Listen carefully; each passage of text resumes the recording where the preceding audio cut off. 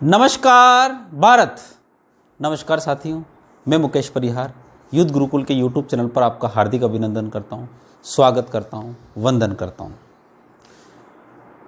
आप जानते हैं कि हम इससे जस्ट पहले अभी क्रमचय और संचय नाम का एक चैप्टर पढ़ चुके हैं। और क्रमचय और संचय चैप्टर एक ऐसा चैप्टर है जिसके पढ़ने के बाद प्रायिकता सबसे इम्पोर्टेंट है। प्रायिकता का अगर देखो तो हमारे जीवन में बहुत इम्पोर्टेंट है। जब कोई बच्चा बहुत ज़्यादा मेहनत करता है तो हम बोल सकते हैं इसके पास होने की संभावनाएं 90% है। कम मेहनत करता है तो बोलते हैं इसके पास होने की संभावना ही 10% है। आज किसी घटना को देखकर हम बोल देते हैं कि आज संभावना इतनी है। जय बेटा आज फेल होने की संभावनाएं 10% है। जय बहुत स्मार्ट बंदा है, उसके खूबसूरत होने की संभावना इतने % है। कुल मिला के प्रोबेबिलिटी हमारे जीवन का एक अभिन्न अंग है जिसे हम दिन भर कहीं ना कहीं यूज करते हैं। ठीक है, जैसे कि थोड़ी सी देर के लिए कि आज भारत और किसी देश का, इंग्लैंड का मैच चल रहा है तो भारत के किसी मैच को जीतने की प्रोबेबिलिटी 60% है। आईपीएल चल रहा है अभी, आईपीएल में चेन्नई और कोलकाता नाइट राइडर्स में चेन्नई के जीतने की संभावना है 90% है। अब चेन्नई का समर्थक को देखो तो ध्यान रखिएगा, मैं तो 100% बोलूँगा उसको। ठीक है, तो ये प्रोबेबिलिटी का मतलब होता है संभावना, यानी प्रायिकता। ध्यान रखिएगा।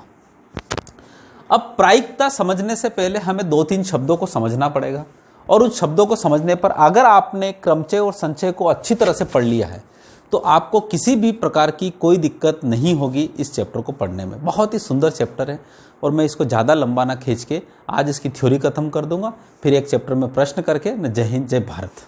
ठीक है, तो शुरुआत करते हैं। आज हमें इसमें 2-3 शब्द हैं, उसको शब्द को अपने को समझना पड़ेगा।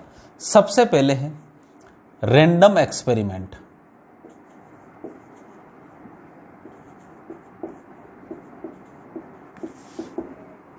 क्या होता है ये रैंडम एक्सपेरिमेंट्स? हिंदी में बोलते हैं यादृच्छिक प्रयोग। यादृच्छिक प्रयोग, ये थोड़े से गणित के शब्द हैं। मैं इसलिए इनका जिक्र करता हूं कि किसी किसी एग्जाम में इनका प्रयोग किया जाता है।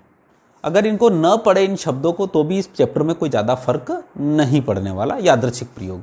ठीक है, दूसरा एक शब्द आता है आपका प्रतिदर्श समष्टि। शब्द ऐसे जैसे कि कोई बहुत सारे बोलते हैं क्या शब्द पढ़ा रहे हो सर, पर फिर भी पढ़ाते हैं सब। Sample space.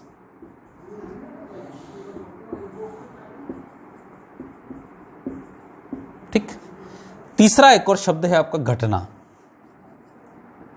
ठीक है, इवेंट्स। इन सभी चीजों से लेकर आपकी जो घटना है वो इन सारी चीजों से मिलकर आपकी प्रायिकता का रूपरेखा बनती है, प्रायिकता की बेस लाइन बनती है। ठीक है, तो इससे हम अब यहां पे सीखेंगे। देखिए, यस, अब हम बात करते हैं यहां पर random experiment. What is random experiment? Experiment का मतलब होता है प्रयोग। रैंडम एक्सपेरिमेंट क्या होता है उसके बारे में हम थोड़ा समझेंगे। जैसे कि हमने एक सिक्का उछाला, एक कॉइन उछाला, तो इस कॉइन में आपको 2 परिणाम मिले। 2 सिक्के उछाले तो 4 मिले, 3 सिक्के उछाले तो 6 परिणाम मिलेंगे आपको। 2 की घात 3, 8 मिलेंगे। इस प्रकार से एक पांसा उछाला आपने, पांसा देखा ना, महाभारत में पांसा था मामा शकुनी के पास, वो वाला पांसा। तो डाइस अगर आपने उछाला है, डाइस अगर उछाला है तो 1 आ सकता है, 2 आ सकता है, 3 आ सकता है, 4 आ सकता है, 5 आ सकता है, 6 आ सकता है, यानी कुल मिला के 6 परिणाम हो सकते हैं। तो जब हम किसी चीज को बिना किसी प्रेडिक्शन के, ध्यान रखिएगा प्रेडिक्शन अलाउ नहीं है, आउटकम, यहां पर एक वर्ड है आउटकम्स। आउटकम्स मतलब होता है परिणाम। इन परिणामों को जो निकाला जाता है, जो प्रयोग किया जाता है, वही यादृच्छिक प्रयोग होता है। मतलब मैं एक पांसे को फेंकूं तो मेरा ये यादृच्छिक प्रयोग है। मैं एक कॉइन को फेंकूं तो ये मेरा यादृच्छिक प्रयोग है। मैं एक ताश की गड्डी में से कोई भी एक पत्ता निकालूं, एक ताश की गड्डी को में से पत्ते, तो वो मेरा यादृच्छिक प्रयोग है। मैं 2 सिक्कों को उछालूं तो मेरा ये यादृच्छिक प्रयोग है। मैं एक थैले में से सारी गेंदों को यूं यूं करके उसके बाद उसमें से कुछ गेंद निकालूं, मेरा यादृच्छिक प्रयोग है।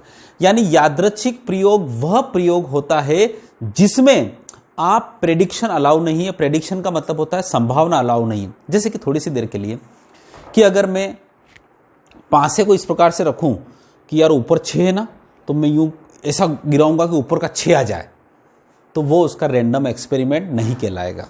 समझ पा रहा हूं? मैं सिक्के को इस प्रकार से उछालूं कि मुझे पता है कि अगर ऊपर जो मैंने हेड रखा है तो ऊपर उछालूंगा तो फिर हेड ही आएगा, तो ये मेरा रैंडम एक्सपेरिमेंट नहीं है। रैंडम एक्सपेरिमेंट वो एक्सपेरिमेंट कहलाता है जिससे किसी भी चीज की प्रबल संभावना न बनी रहे। मैं अगर ताश की गड्डी से अगर ताश को मुझे पता चल जाता है कि यार नीचे इक्का रख देता हूं और फिटा करूं और नीचे से लास्ट में ऊपर ले आऊंगा और वो फिर पत्ते बांटूंगा तो मेरे दोस्त को इक्का मिल जाएगा, नहीं, वो रैंडम एक्सपेरिमेंट नहीं है। रैंडम एक्सपेरिमेंट वो चीज है जिसमें किसी भी संभावना को नकारा जाता है, प्रेडिक्शन को नकारा जाता है। ठीक है, एक थैले में अगर 8 लाल गेंदे हैं और 6 काली गेंदे हैं, तो मेरे को पता है कि 6 काली गेंदे पहले डाल दी और उसके बाद 8 लाल गेंदे डाल दी, तो मेरे को पता है ऊपर लाल गेंदे हैं, तो मैंने हाथ भरा और ऊपर से एक गेंद निकाली, बोला प्रायिकता कितनी, तो नहीं चलेगा। आपको क्या करना पड़ेगा, उस थैले को यूं करना पड़ेगा, मतलब थैले को पूरा घुमा लेना पड़ेगा, मतलब बिल्कुल फेंट लेना पड़ेगा। यानी अच्छी तरीके से तराशा गया, अच्छी तरीके से फेंटी गई ताश की गड्डी, अच्छी तरीके से गेंदें मिलाई गई, एक पासे को बिना देख के, एक कॉइन को बिना देख के अगर इस प्रकार का प्रयोग किया जाए तो वह यादृच्छिक प्रयोग कहलाएगा। समझ पा रहे हो मेरी बात? यानी यादृच्छिक प्रयोग वह प्रयोग होता है जिसमें आउटकम्स का प्रेडिक्शन नहीं किया जा सकता। निधर मुँह की दूँ, देख मतलब हेड आएगा, फेंक्यो मैंने हेड आई, देख हेड आई, क्योंकि मेरे को पता है कि ऊपर जो रखूंगा वो लगभग 90% आने की संभावना नहीं। ऐसे अच्छा पासा ऊपर 6 रखूंगा, मैं अशोक गिरूंगा कि मैंने 3 बार गुलाटा खाई ऊपर 6 नजर आएगा, देखो 6 आ गया 6, नहीं। समझ पा रहे हो? मामा शकुनी जैसा काम नहीं करना है सर। ठीक, अब उसके बाद आता है ये रैंडम एक्सपेरिमेंट है। तो रैंडम एक्सपेरिमेंट का मतलब होता है जब भी प्रोबेबिलिटी निकाली जाएगी तो एक्सपेरिमेंट हमेशा रैंडम होगा। रैंडम का मतलब होता है बिना किसी प्रेडिक्शन के, बिना किसी पूर्वानुमान के, बिना किसी भविष्यवाणी के। ठीक है, अब आता है प्रतिदर्श समष्टि। प्रतिदर्श समष्टि का मतलब होता है जब हम रैंडम एक्सपेरिमेंट करते हैं तो जितने भी परिणाम प्राप्त होते हैं, ऑल आउटकम्स, ऑल आउटकम्स मतलब सभी परिणाम, वो सारे परिणाम क्या कहलाते हैं, मुझे प्रतिदर्श समष्टि कहलाते हैं। जैसे कि मैंने एक सिक्का उछाला तो क्या क्या आ सकता है, हेड आ सकता है, टेल आ सकता है। इसका मतलब होता है मेरा हेड आ सकता है, मेरा टेल आ सकता है, यानी नंबर ऑफ टोट है ना सैंपल स्पेस इक्वल टू होगा 2। जब मैंने एक पासा उछाला तो मेरा क्या हो सकता है, 1 आ सकता है, 2 आ सकता है, 3 आ सकता है, 4 आ सकता है, 5 आ सकता है, तो नंबर ऑफ सैंपल स्पेस मेरा होगा 6। समझ पा रहे हो मेरी बात? अगर मैं 2 पासे को उछालूंगा तो मेरा होगा number of S equal to होगा 36। इसको बोलते हैं टोटल प्रतिदर्श समष्टि या टोटल आउटकम्स या ऑल आउटकम्स। क्या मेरी बात आप समझ पाए कि नहीं? तो बोलो हाँ। समझ पा रहे हो ना? इसका मतलब हुआ, देखो फिर से, रैंडम एक्सपेरिमेंट का मतलब यह होता है कि ऐसा प्रयोग करना जिसमें आप कोई बेईमानी न करो कि ताश की गड्डी अनिशाप्ती फेंटनी के जन्ने मुंह दुआ बन के को पहला आवेगा, अच्छी ताश की गड्डी नहीं फेंटनी। आपको पता है ताश की गड्डी यूं करके ना कितनी शानदार फेंटते हैं वो, है ना। गेंदे अगर किसी थैले में भरी हो तो 8 लाल 5 गेंदे इस प्रकार से यूं यूं यूं यूं यूं करके उसके बाद निकालो। ठीक है, उसी प्रकार से प्रयोग करा जाए तो इसका मतलब होता है रैंडम एक्सपेरिमेंट वह प्रयोग होता है जिसमें आउटकम्स की संभावना उस आदमी को पता नहीं होती है या किसी भी प्रकार की पूर्वानुमान नहीं लगाया जा सकता। जब उन सारे रैंडम एक्सपेरिमेंट करने के बाद अगर आपके सारे आउटकम्स जो होते हैं वो नंबर ऑफ टोटल स्पेस या यहां पे आपका रखा जाता है सैंपल स्पेस रखा जाता है, जिसको बोलते हैं प्रतिदर्श समष्टि, तो इसको बोलते हैं नंबर ऑफ एस। हो गया काम। अब एक बात बताइए, यहां पे क्या होता है, यहां पे होता है सबसेट्स, ये एक वर्ड इस्तेमाल किया जाता है। देखो गणितीय यूज कर रहा हूं मैं, सबसेट्स का मतलब होता है इनमें से। अब एक बात, घटनाएं होना का मतलब होता है मैंने एक सिक्का उछाला और मैंने बोला कि हेड आएगा, वो घटना है। मैंने उछाला पासा, पासे के ऊपर 2 आएगा, ये घटना है। मैंने उछाला पासा, पासे के ऊपर आएगा विषम संख्या, ये एक घटना है। मैंने उछाला पासा, पासे के ऊपर आएगी सम संख्याएं, वो एक घटना है। इसका मतलब होता है कि घटनाएं जो होती है प्रतिदर्श समष्टि का क्या होती है, ये। तो इसका मतलब होता है event always subset of number of S. ये गणितीय रूप है, हम इसके बारे में ज़्यादा जिक्र न करते हुए मैं बात बता रहा हूँ कि जैसे कि नंबर ऑफ एस कितना है, 6। तो अब एक बात बताऊँ, मैं सोचता हूँ कि यहाँ पर बोला मैंने एक घटना बोली कि सम संख्याओं की घटना क्या होगी, सम संख्याएं क्या होगी। तो सम संख्याएं क्या हो सकती है, 2 हो सकती है, 4 हो सकती है, और एक और हो सकती है 6। इसका मतलब होता है घटना जो होगी वो, या इसको बोल सकते हैं नंबर ऑफ इवेंट्स कितने होंगे, 3 होंगे। यानी इसका मतलब होता है किसी एक पासे को उछालने पर नंबर मतलब टोटल सैंपल स्पेस कितने होंगे, यानी प्रतिदर्श समष्टि कितनी होगी, यानी सारी घटनाएं कितनी होगी, तो 6 होगी। परंतु उस घटनाओं में से मैं चाहता हूं कि सम संख्याएं कितनी होगी, तो वो होगी 3। क्या मेरी बात समझ पाए? अरे समझ गए तो बोलिए हाँ, समझ पाए ना। तो यहाँ पे 3 चीजें पड़ी। अब मैं इसको तीनों को है ना, इन तीनों चीजों के केवल शब्द याद रखना, कभी जरूरत पड़ सकती है, नहीं तो कोई जरूरत पड़ेगी नहीं।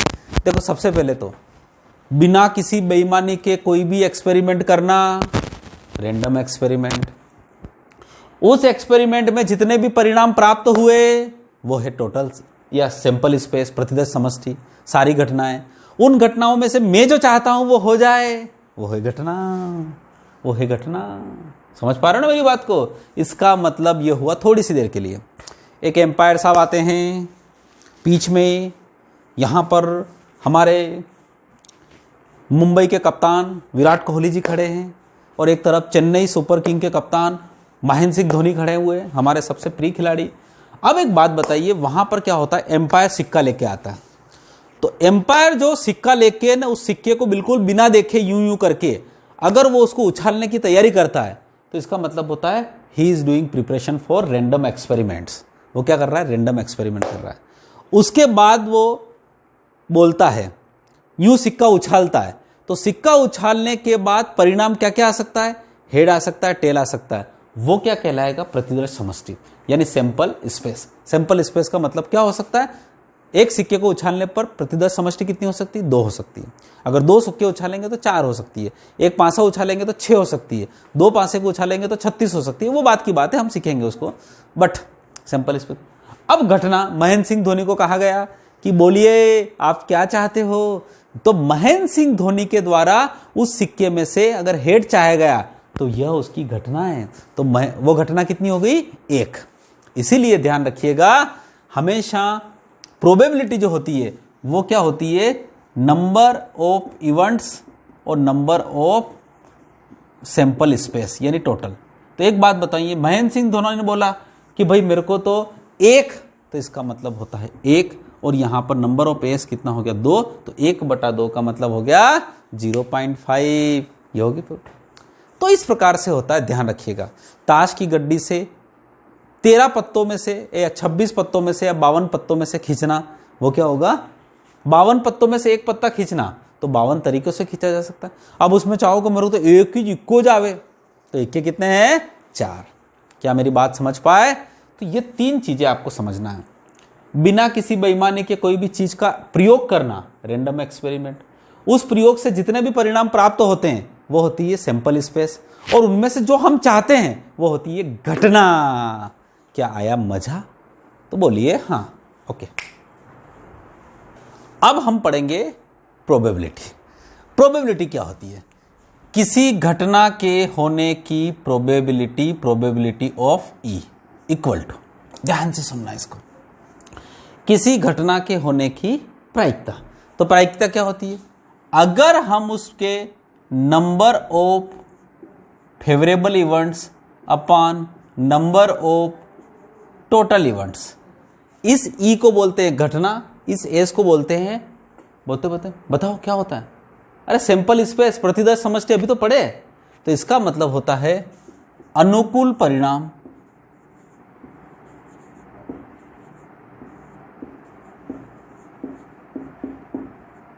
बटे कुल परिणाम। ठीक हो गया काम साहब अपना। तो अनुकूल परिणाम बटे कुल परिणाम, ये होती है प्रोबेबिलिटी ओपी। ये एस का मतलब होता है सैंपल स्पेस, सैंपल स्पेस मतलब प्रतिदर्श समष्टि, प्रतिदर्श समष्टि का मतलब होता है रैंडम एक्सपेरिमेंट करने के बाद जो भी परिणाम आपको टोटल प्राप्त हो उसी को बोलते हैं हम नंबर ऑफ एस, और जो घटनाएं हम चाहते हैं वो नंबर ऑफ ई। ध्यान रखिएगा, क्या बात समझ में आई? ध्यान रखिए। अब एक बात ध्यान रखिएगा, प्रायिकता का मान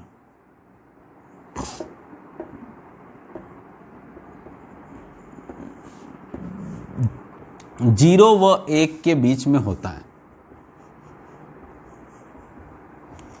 इसका मतलब क्या हुआ? जो प्रोबेबिलिटी होती है वो हमेशा क्या होती है? 1 से छोटी और 0 से बड़ी। ध्यान रखिएगा, अगर प्रायिकता हो गई 0 तो इसका मतलब होता है वो घटना कभी होगी नहीं, और प्रायिकता हो गई 1 तो इसका मतलब वो 100% घटना है। तो ध्यान रखिएगा, यहीं पर अगर किसी घटना के होने की, अगर मैं बताऊं कि थोड़ी सी देर के लिए मैं क्या करता हूं, मैं किसी नाव में बैठ जाता हूं और उस नाव में बैठकर भोपाल जाने की प्रायिकता कितनी है? तो 0। अब नाव में बैठ के भोपाल कैसे जाऊंगा? वहां की नदियां समुद्र बह रही क्या? मंदसौर जिले में किसी नाव में बैठ जाऊंगा मैं और भोपाल जाऊंगा तो प्रायिकता कितनी होगी? 0। ठीक है। और एक बात बताइए, पानी बरस रहा है और पानी बरसने की संभावना कितनी होगी? 100%। बरस ही रहा है, बरसने की संभावना क्या बोले? तो जो घटना हो सकती है या 100% है उसकी संभावना 100%, और जिसकी नहीं हो सकती उसको, तो प्रोबेबिलिटी में इस प्रकार के क्वेश्चन का डिस्कस जनरली नहीं किया जाता। क्या मेरी बात समझ में आई? तो बोलो हाँ। चलिए, तो ये हो गया प्रोबेबिलिटी आपका पूरा। ठीक है। अब प्रोबेबिलिटी में अपने को क्या क्या पढ़ना है उसके बारे में हम थोड़ा सा जिक्र करते हैं। चलिए, तो लेट्स स्टार्ट। अब देखते हैं अपन प्रायिकता। अगर हम प्रायिकता को देखें यहां पे, तो किस किस में प्रायिकता हो सकती है? पेन अच्छे नहीं चल रहे हैं ये। चलो, प्रायिकता सबसे पहले होता है सिक्का या सिक्के या कॉइन या कॉइन्स। उसके बाद हो सकता है पासा, डाइस।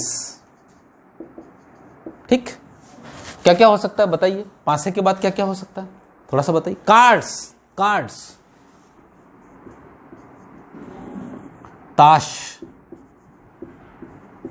ताश के पत्ते, कार्ड्स। चलिए, और क्या क्या हो सकता है? गेंदे,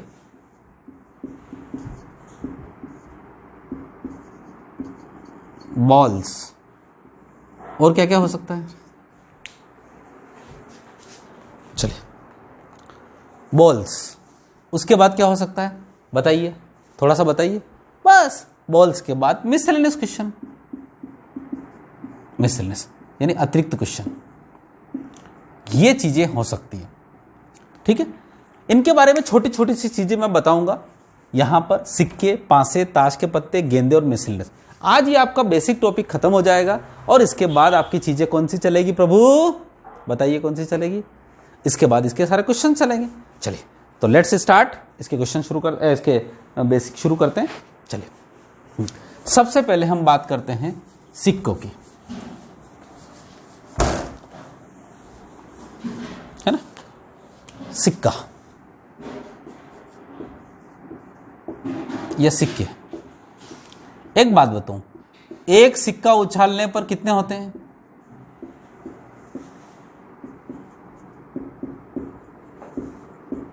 एक सिक्के उछालने पर नंबर ऑफ एस कितने होते हैं? तो आपको पता है एक सिक्का उछाले के तो क्या क्या आ सकता है? हेड आ सकता है, टेल आ सकता है। इसका मतलब होता है नंबर ऑफ एस कितना हो गया? 2। जब हम 2 सिक्के उछालेंगे तो आपके पास क्या आ सकता है? हेड और टेल आ सकता है, टेल और हेड आ सकता है, हेड और हेड आ सकते हैं, टेल और टेल आ सकता है। इसका मतलब हो सकता है नंबर ऑफ एस हम बोल सकते हैं कितना होगा, 4। इसका मतलब होता है 2 सिक्के उछालने पर नंबर ऑफ सैंपल स्पेस कितने होंगे, 4 होंगे। ठीक है, तो अब ये 2 सिक्के उछाले तो फिर 3 सिक्के उछाले तो क्या होंगे, 4 सिक्के उछाले और n सिक्के उछाले तो नंबर ऑफ एस होंगे आपके पास, ध्यान रखिएगा इसकी साइड्स कितनी है, 2 टू द पावर n। यानी इसका मतलब होता है 1 सिक्के उछालेंगे तो कितने होंगे, 2 सिक्के उछालें तो कितने होंगे, 4, 3 सिक्के उछालें तो कितना होगा, 8, 4 सिक्के उछालें तो कितना होगा, 16 और 5 सिक्के उछालें तो कितने होंगे, 32। ये नंबर ऑफ स्पेस रहेगा आपका। समझ में आया? तो इस प्रकार से सिक्के को उछाला जाए तो सिक्के उछालने पर आपका number of S, number S 2 इस प्रकार से रहेंगे। ठीक है, चलिए अब आप सोचते हैं यहां पर सिक्के का काम हो चुका, अब इसमें प्रायिकता क्या आती है। अब सोचते हैं प्रायिकता कैसे आती होगी। तो प्रायिकता मतलब होता है थोड़ी देर के लिए कि एक सिक्का उछाला और एक सिक्का उछालने पर हेड आने की प्रायिकता कितनी होगी। तो आपको पता है प्रायिकता क्या होती है, हेड कब आ सकता है, केवल एक बार आ सकता है। और एक सिक्का उछालेंगे तो कितनी बार, 1/2, ये हो गया। 2 सिक्के उछालें तो दोनों पर एक जैसे, दोनों पर हेड आने की प्रायिकता कितनी हो सकती है। तो 2 सिक्के उछालेंगे तो आपको पता है 4 प्रकार से उछाल सकते हैं, 1 2 3 4, ये 4। और दोनों पर हेड आने की प्रायिकता, तो दोनों पर हेड आने की प्रायिकता संभावना केवल घटना तो एक ही हो सकती है, तो 1/4। जब हम 5 सिक्के उछालेंगे तो तीनों पर हेड आने की प्रायिकता क्या हो सकती है, 5 सिक्के उछालेंगे तो 2 की घात 5 कितना होता, 2 4 8 16 32 हो सकता है। दोनों पर हेड आने की संभावना है या घटना तो एक ही हो सकती है, head head head head head head, तो 1/32 इसकी प्रायिकता है। इस प्रकार से चीजें रहेगी आपके पास, तो एक सिक्के से ये हो सकता है। चलिए, आया सिक्का समझ में? कोई बात नहीं, हम इसके सवाल करेंगे और अच्छी तरह से समझ में आएगा, कोई फर्क नहीं पड़ता। सिक्के से अपने को क्या देखना है, देखो अपने को तो एक ही चीज है, नंबर ऑफ एस यानी टोटल घटनाएं कितनी हो सकती है। अब आता है पासा, डाइस। डाइस के बारे में पढ़ते हैं। पासा, अब पासे के आपको पता है, पासा जनरली आपका ये इस प्रकार से होता है, यूं यूं करके, यूं करके, ये पासा होता है। देखो पासे में क्या होता है, 1 2 3 4 5 6, इस प्रकार से 6 होते हैं, ये पासा होता है। तो आपको पता है एक पासे में कितनी फलक होती है, तो 6 फलक होती है। कितनी होती है? तो अब बताओ, एक पासे को उछालने पर व्हेन 1 डाइस इज पास्ड या टोस्ड,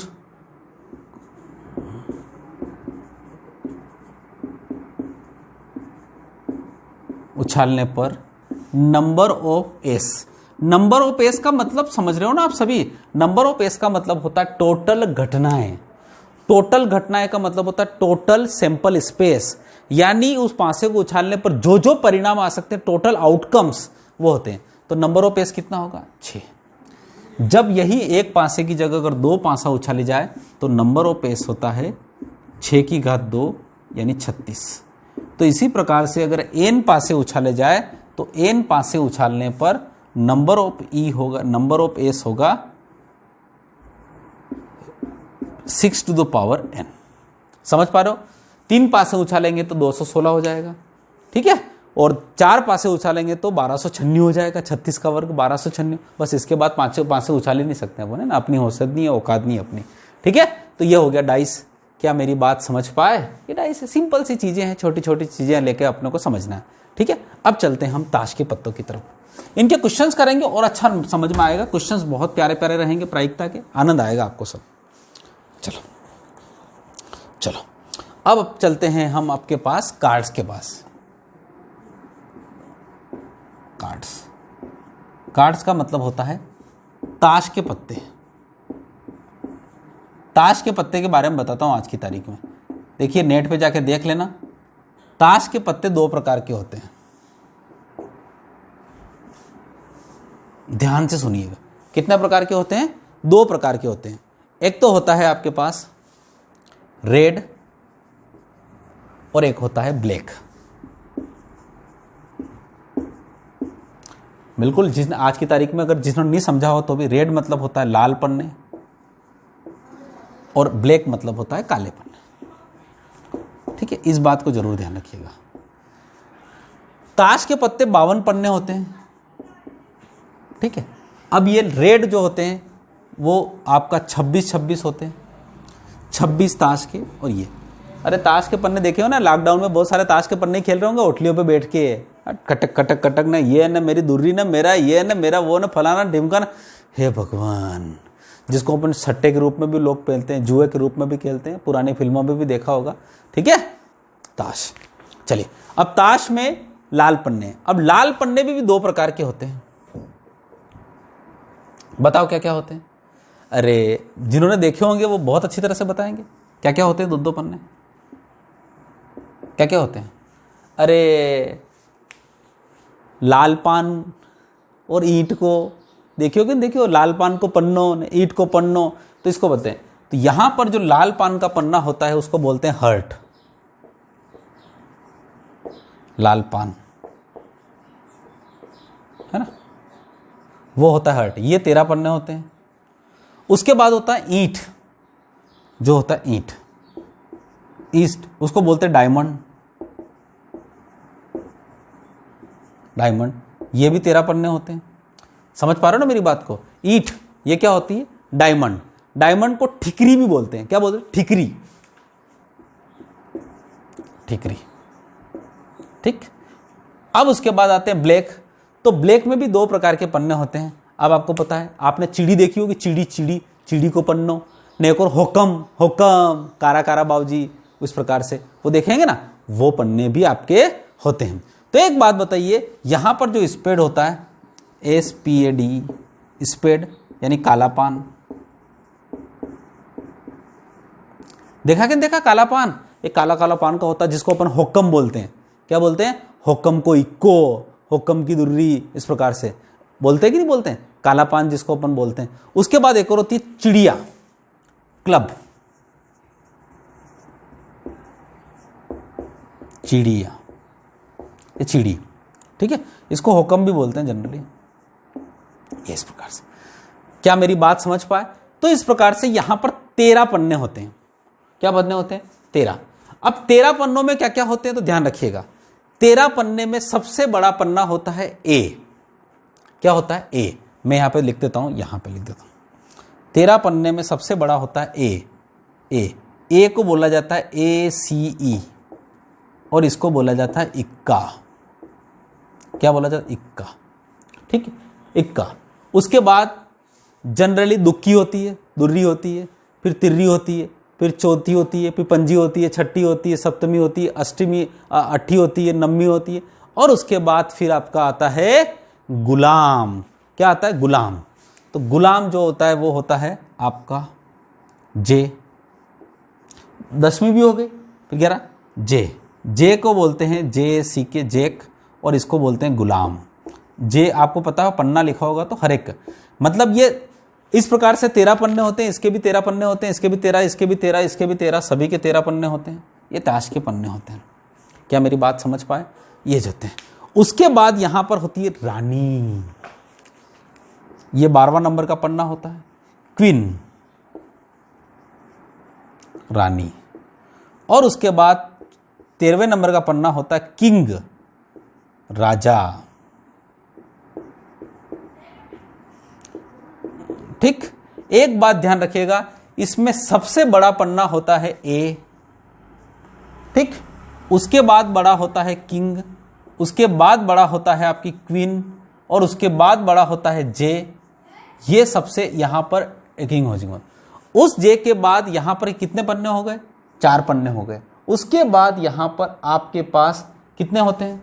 13 पन्ने होते हैं, है ना। देखो, सबसे पहले इक्का होता है, उसके बाद यहां पे राजा होता है दूसरे नंबर पे। ये दुर्री नहीं होती है दूसरे नंबर पे। इसका जो मतलब क्या होता है, ताश में जब खेलते हैं ना, तो सबसे बड़ा पन्ना होता है इक्का, उसके बाद उसका बादशाह, और उसके बाद आपकी रानी, और उसके बाद गुलाम, और उसके बाद यहां पे रहता है ये इस प्रकार से। उसके बाद यहां पे 2, 3, 4, 5, 6, 7, 8, 9, और एक और होता है 10। ये 10 पन्ने होते हैं। ठीक है, इसको बोलते हैं दहली, ईंट की दहली, नली, अट्ठी। अरे इस प्रकार से बच्चे कहते हैं, और अब यहाँ इक्को, यो ईंट को इक्को ले मारो शरवणियो, इस प्रकार से आपने देखा होगा यहाँ पे इस चीज़ को खेला होगा। ये जनरली मनोरंजन के लिए खेला जाता है, लोग इसका मिसयूज करते हैं और इसको जुए के रूप में खेलते हैं, जो कि बुरी आदत है, नहीं करना चाहिए ऐसा, आप लोगों को भी नहीं करना चाहिए। बस यहाँ पे प्रोबेबिलिटी के पॉइंट ऑफ व्यू से मैंने चीज़ों को पढ़ाई। तो यहाँ पर कार्ड्स में होता है, कार्ड्स में कितने पन्ने होते हैं, देखो बहुत सारे को ताश के पन्ने नहीं पता हो तो पूरी तरह से लाल और काले 26 प्रकार के 2 पन्ने होते हैं। उसके बाद यहाँ पे जो आपके होते हैं हर्ट मतलब लाल पान का, और उसके बाद डायमंड ईंट का, फिर काला पान स्पेड हुक्म भी बोलते हैं, और क्लब चिड़िया। और उसके बाद ये फिर आपके पास हर पन्ना, ये 13 पन्ने क्या क्या होते हैं। तो यहाँ पर अगर 13 पन्ने की बात करूँ मैं तो सबसे पहले होगा लाल पान का इक्का, उसके बाद फिर लाल पान का बादशाह, लाल पान की रानी, लाल पान का गुलाम, और उसके बाद फिर दुर्री तिर्री चौथी पांची, इसमें ये इन्हीं का क्रम होता है। इसी प्रकार से ये घटते क्रम में होते हैं, ठीक है। इसी प्रकार से यहाँ पे डायमंड स्पेड एंड क्लब इस प्रकार से रहती है। क्या मेरी बात समझ पाए, आया बात समझ में, चलिए ठीक है। तो इस प्रकार की चीज़ें हैं। अब अपने को यहाँ पर थोड़ी सी चीज़ें को और लेके चलना है। मैं एक और बार गेंदों के बारे में बता देता हूँ। वैसे गेंदों के बारे में हम जनरली पहले भी पढ़ चुके हैं, ठीक है। मैं थोड़ा सा और बता देता हूँ कि ये हो गया, आपको मैंने डाइस के बारे में बता दिया, आपको मैंने, अब आता है बाल्स गेंदे। अब एक थैले में 5 लाल गेंदे न 3 हरी गेंदे न 4 लाल गेंदे, उसमें से 2 गेंदे निकाली जाती तो दोनों लाल होना चाहिए, दोनों काली होना चाहिए, दोनों पीली होना चाहिए, एक लाल व एक पीली होना चाहिए। उसकी कितनी संभावना है, ये क्रमचय संचय कितनी प्रकार से खींचा जा सकता है, वो काम तो क्रमचय संचय में कर लिया, कितनी संभावना है वो हम पढ़ेंगे। तो ये बाल्स हो गई। बाल्स के बाद हम यहाँ पे मिससेलेनियस क्वेश्चंस पढ़ेंगे। तो इस प्रकार से प्रोबेबिलिटी लगभग हमारे पास क्या बनती है, कॉइन्स की बनती है, सिक्के के बारे में बनती है, ठीक है, 2 सिक्के 3 सिक्के उछाले, डाइस के बारे में बनती है, 500 के बारे में बनती है, कार्ड्स के बारे में बनती है, जो आपके पास कॉइन्स हो गया, डाइस हो गए, कार्ड्स हो गए, गेंदों के बारे में बनती है, बाल्स के बारे में बनती है।